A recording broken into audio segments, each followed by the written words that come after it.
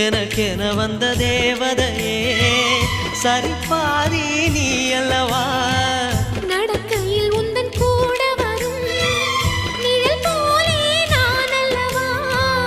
கண்ணன் கொண்ட ராதையர ராமன் கொண்ட சீதையர மடி சேர்ந்த பூரதமே மனதில் வீசும் மாருதமே நன்றி சொல்ல உனக்கு வார்த்தை இல்லை எனக்கு நான் தான் மயங்குறேன் என்னுடைய மனச தந்துவிட்ட பிறகும் ஏம்மா கலங்குற